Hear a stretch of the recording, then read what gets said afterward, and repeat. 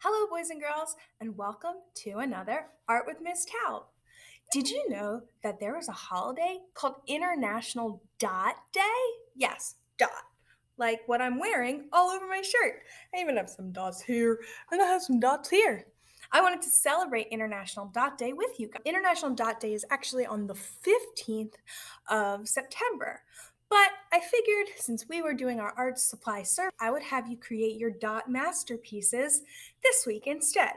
So, the way that International Dot Day started was because of this book called The Dot. The Dot was written by Peter H. Reynolds. He is an author and an illustrator who loves to write books about creativity. Are you ready to read this book with me, friends?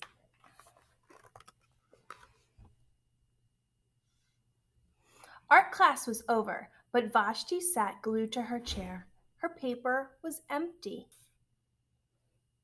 Vashti's teacher leaned over the blank paper. Ah, a polar bear in a snowstorm, she said. Very funny, said Vashti. I just can't draw.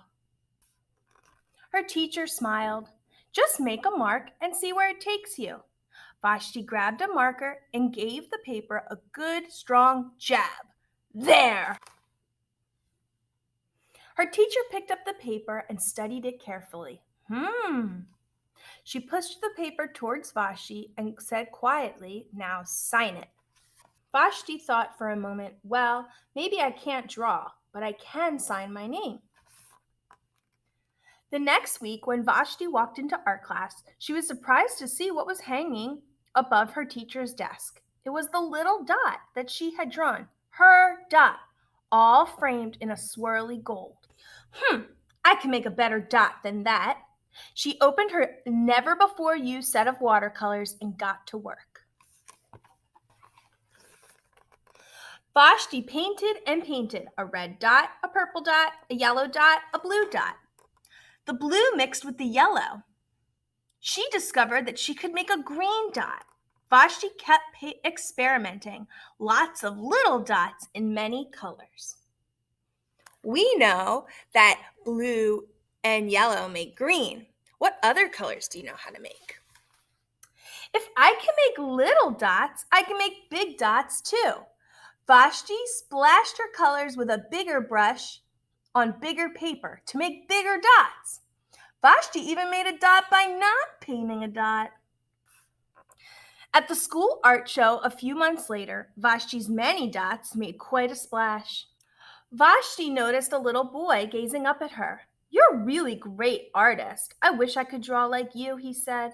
I bet you can, said Vashti. Me? Not me. I can't draw a straight line with a ruler. Vashti smiled. She handed the boy a blank piece of paper. Show me. The boy's pencil shook as he drew his line. Vashti stared at the boy's squiggle, and then she said, now, sign it. The end. What do you think this story is really about? Maybe it's about trying your hardest or getting better and better and better at something. Maybe it's about thinking differently and thinking differently with your artwork. Well, I'm going to ask that you create your own dot artwork, but I wanted to show you a few famous artists who use dots in their artwork all the time. Their names are Yayoi Kusama, Alma Thomas, and Wassily Kandinsky. Take a look at this artist. Her name is Yayoi Kusama. She is a contemporary artist. A contemporary artist is an artist who's still alive and making art right now. Her art is really cool because she creates these entire rooms of sculptures where you can actually walk through them and take pictures and even interact with some of her awesome dot sculptures. She loves dots so much. Oh, I forgot to mention, she is from Japan. Our first graders might recognize this artist. Her name is Alma Woodsy Thomas. Alma Woodsy Thomas is a Black artist who actually was an art teacher before she became a famous painter. She got so famous that some of her art is even in the White House. She creates art using concentric circles. Concentric circles mean they have the same center.